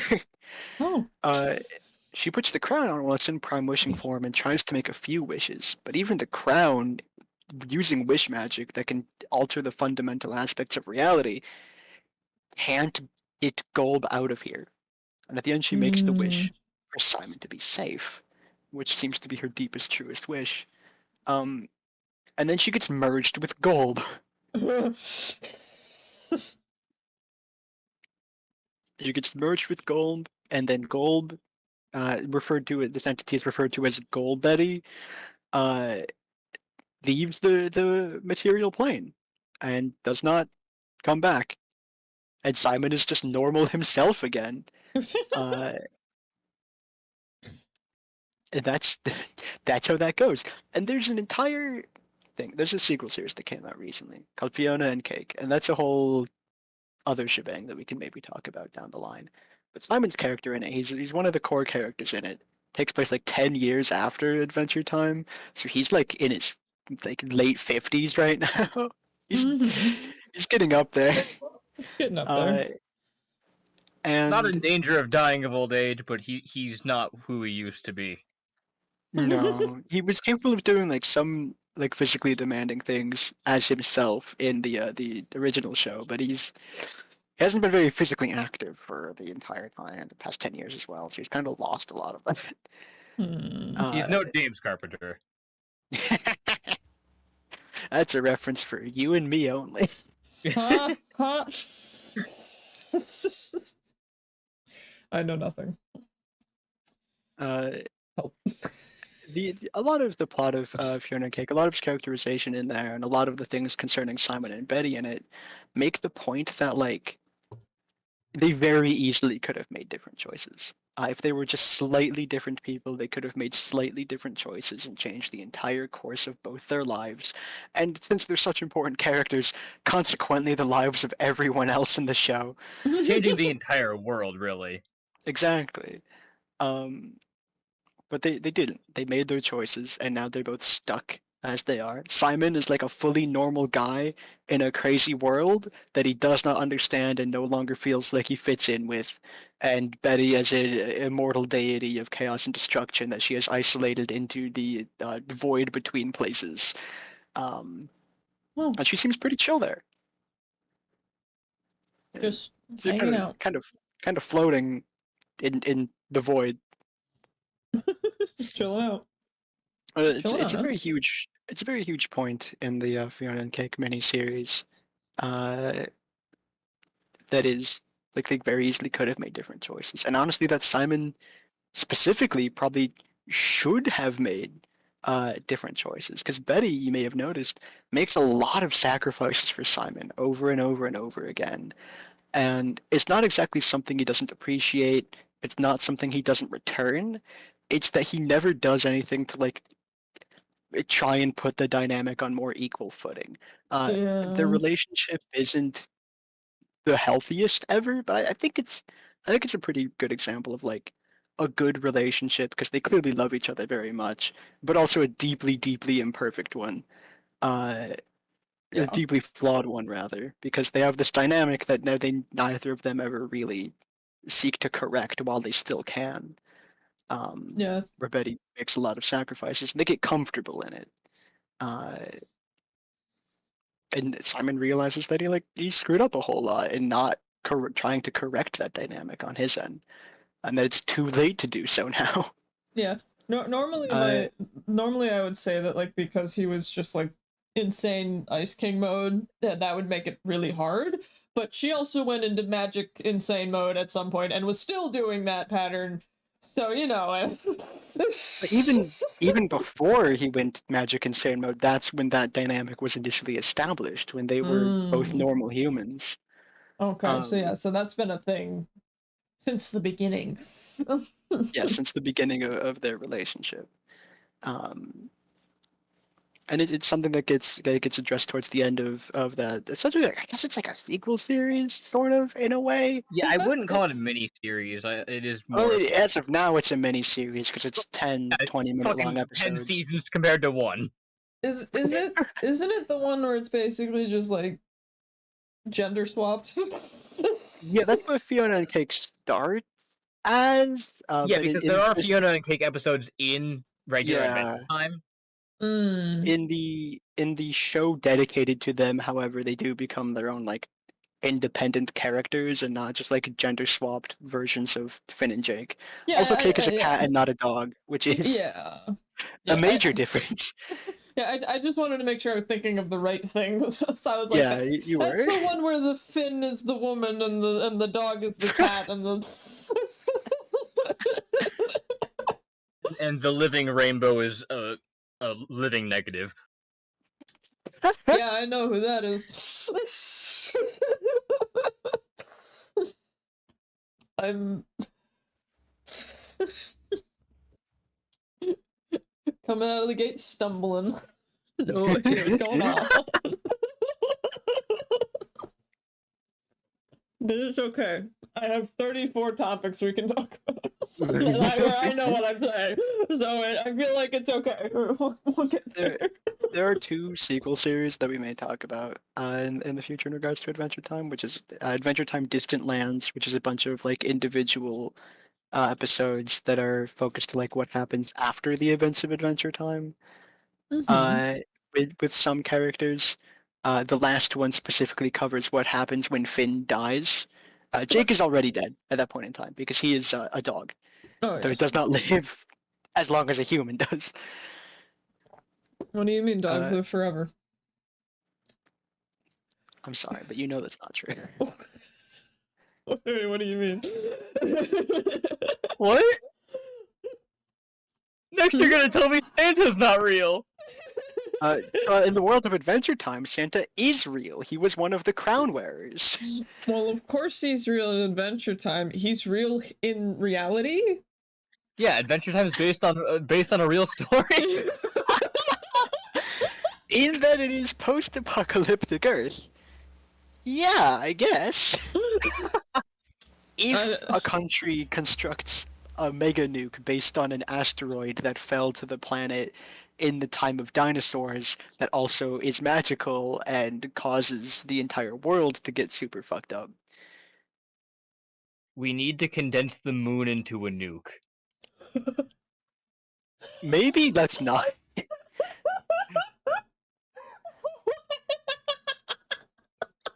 But hear me out.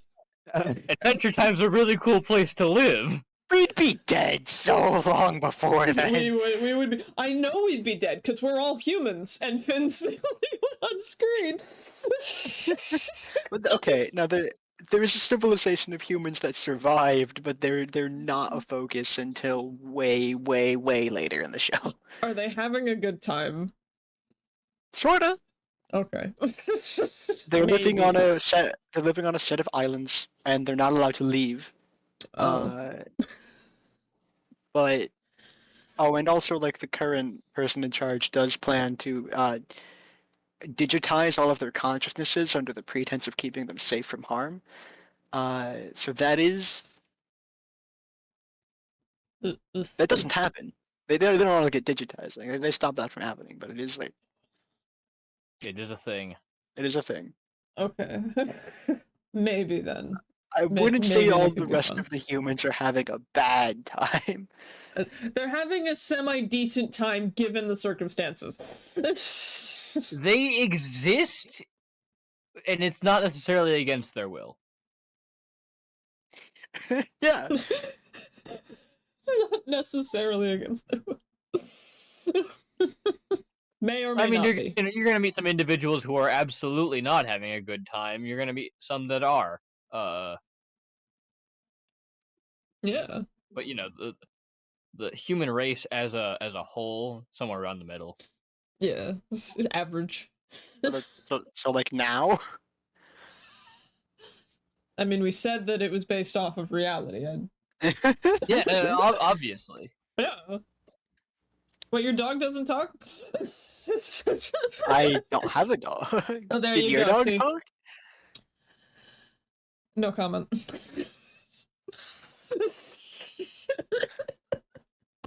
My cat doesn't talk, in case you were wondering. Oh. I wasn't. I know Aries doesn't talk. But if he did, he would not say much. He wouldn't no. have much to say, aside from "I'm hungry" and "What the fuck was that?" What would he say when he wants to be let into your room? Probably "I'm hungry" still. Knock, knock, motherfucker, give me food. I mean, 9 times out of 10, I've got food in here while when he wants to come in. So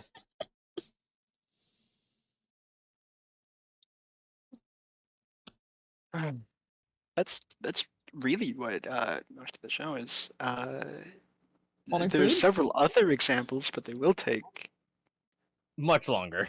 much longer. Yeah. I'm kind yeah, of out of this I'm out of kind of went- examples I immediately talk about. Oh no. This went from a an absurdism. Just like a recap of Adventure Time Yeah, plots. really just a description of Adventure Time. Yeah, I was It's because the sitting show here- is so inherently fucking crazy. Well, yeah. I'm glad you described it because now I have like a tiny little semblance of what the fuck You we're know talking about. the brief synopsis of Adventure Yeah, Time. now. I've been given Yeah. the summary. As the one of us who read the Wikipedia page about absurdism, what are your thoughts on Adventure Time being an absurdist work of fiction? Maybe. I would say that's pretty accurate given what you've told me and no other context. Because well,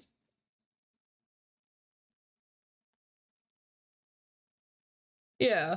It's almost like Cole described it as if he was trying to make it seem like it was an absurdist piece of fiction because that was the topic of today's episode. I was making a pitch. Yeah, I based on what I've read, I think the only I don't know. I think the only time it really clashes with absurdism is that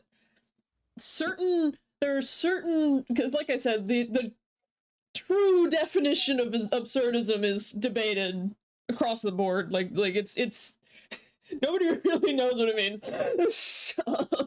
But there are certain people that like see it as like everything's meaningless, like your actions are meaningless as well.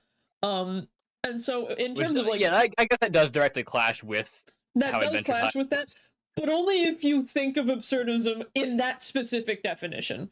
Because there are other Yeah. definitions that are just like, life is meaningless. There's no fate. Everything's random. Like it depends on what sect of absurdism you follow, essentially. Because like I said, it's debated. There's not really a concrete definition to absurdism, which is actually kind of funny considering it's all about randomness.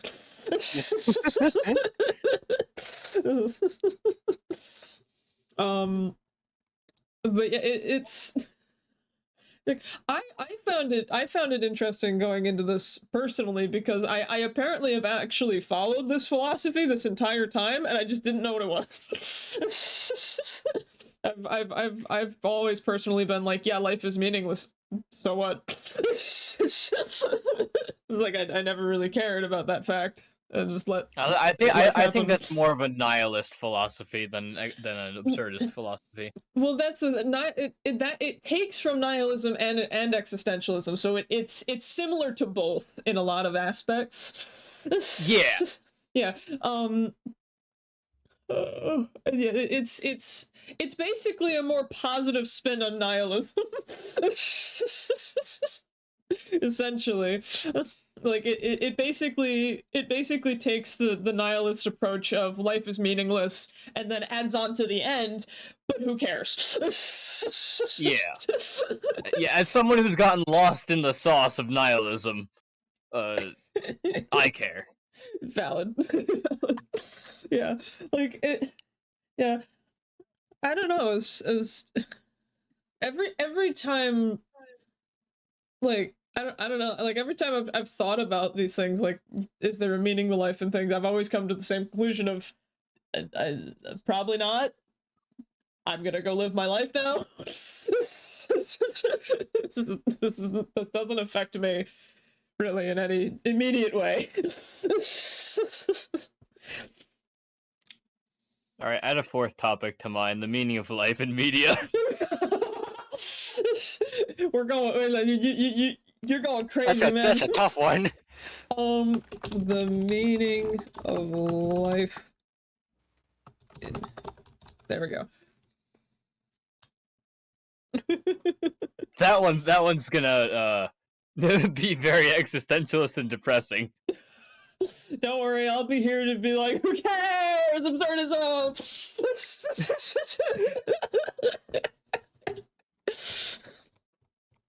Woo. Woo. But yeah, I mean, honestly, I think we've talked about everything that we were going to end up talking about for the most part. Anything past this point will probably end up being rambling. good. More rambling. More to cut out. I could go a bit more into the ads they played for Adventure Time and how they didn't work very well. They didn't work on you. That's really straying from the topic at hand. But again, rambling. So go ahead. Wait, yeah, okay, because I felt like. I feel like they were trying to push the absurdity of it all, right? They were trying to push the randomness of the show and how absurd it was. But in doing so, they kind of made it very clear that there wasn't exactly a point. Or like they accidentally made that clear to me at least. And so, you know, like I'm like there was one ad that was literally just a bunch of screaming. Like that the whole ad was just a bunch of characters screaming. And it was very Cartoon Network at the time. Yeah. A lot of Cartoon Network was like that, but I feel like especially with Adventure Time and regular show as well, the absurdness of it all didn't sell the idea of a show to me. It sold the idea of a bunch of random jokes lumped into an animation. Yeah, that is actually what regular show is. Yeah, that's what regular show is, but like Adventure Time 2 kind of that's what the ads Especially sort That's what of Adventure Time absolutely started out as. yeah. For sure. Yeah. Yeah. I'm sure. I'm sure the overarching story was already already somewhat planned out at least. I Yeah. don't think it was. Maybe not. I don't know. I don't think it was because there's like a lot of weird characterization stuff for like the first 3 seasons. Like one of them is later on it's sort of talked about how like Princess Bubblegum does not care for magic at all, because she's completely under the idea that all magic stuff is just misunderstood science stuff. Mm. But in earlier seasons, she seems to like to be fine with magic. Like she doesn't have a problem with magic or with magic users, Yeah. specifically. Yeah. But is So that like a main story beat, or is that just a minor oversight on the writer's part? it's not a main story beat. It becomes like a core character aspect of hers for a while, though. Mm. Which is why, like, I'm unsure. I don't think the entire story was planned, because especially because, like, the writers have said before, that like they would go back to earlier episodes and look at things, and like that's kind of how it all came together. Was they would specifically go back to look at older episodes to see if there were things they could fill out. And then like after that point, the story started to more so come together. Interesting. 'Cause, yeah, I mean, obviously, uh every time I open my mouth, there's like a 70% chance I'm talking out my ass. Absolutely nothing I say is backed up by facts, logic, or even myself. We're not professionals. Don't cite us in your essays. We're not professionals. We're clowns. Yeah. Not even professional clowns. No, We're in the New York subway. I don't want to be there. That got flooded recently. I don't. I just don't want to be in New York. I want to be at home, in my room. It's comfy here. You're home in an undisclosed location. Yeah, my home and name and address withheld. Yeah, but yeah, I felt like the ads just didn't. Yeah, I remember seeing a lot of the ads too, and they also Yeah. missed the mark for me as well. But I had already seen the show prior. Mm. Yeah. See, yeah. The No, ads were mostly to get your attention, not to actually advertise the show. Yeah, I feel like a lot of ads in this kind of period of TV were more so to make sure you didn't change the channel. See, they actively made me change the channel. They failed utterly in that goal. Cartoon Network's fault that you were a strange child. I can't help it that I was too smart for them. I don't appreciate the insinuation here. Me either, as someone who didn't finish Adventure Time. I don't know. There was a lot of stuff on TV that as a kid just did not click. Did not click with me. It's probably why I stopped watching it. Just entirely. There's gonna be a lot of shows that we probably talk about where it's just gonna be like, what are we talking about? What is it? What is this show? I don't know. I do know now, because Cole summarized it. Very generally. I'm still very confused on a lot of things, but I get the basic gist. You understand the important bits of what was being discussed. Yeah. Spoiler warning. But Obviously, Spoiler the warning fucking... for the show that ended in like 2015. God, that's old. Really, that... There's no way it started that early. No. Sorry, it didn't end in 2015. It ended in 2018. Okay. When did it start, though? Oh, way earlier. The pilot happened in 2007, but the show itself happened in 2010. April 5th, 2010. It is over a Wow. decade old. Y'all feeling Now I old yet? feel old. I mean, I saw it when I was a kid, and I'm not a kid anymore, so... I mean, all I need to do to make myself feel old is say that 2016 was 7 years ago. Yeah. I guess. That was 7 years ago. It's crazy. That's crazy. Absurd, even. All right. Well, I think we've squeezed this topic dry. Squeeze this lemon of all its lemon juice. Unacceptable. So are we going to end the episode there, or are we going to move on to a different topic to, fill out the remaining I time don't know. slot? Because if we end up talking more, all this talk about Adventure Time has started reminding me of Gintama, and if we go down that rabbit hole, it'll be another 5 hours. Do you want me to add it to the list? You might as well. Okay, how do you spell that? Gintama. Gintama. Okay, I got that. Now you have 5 topics, Peter. You have 5. And I came up with 4 in the past hour because who would have thought that conversation gets the brain juices flowing? Cole has his in short bursts when pushed enough. I have mine at break at work, and you have yours during the podcast. Yeah, I'm the reason we make edit cuts. Stop. Alternatively, I could play a random sound on my soundboard as the cue for the end for the exit. Okay, do it.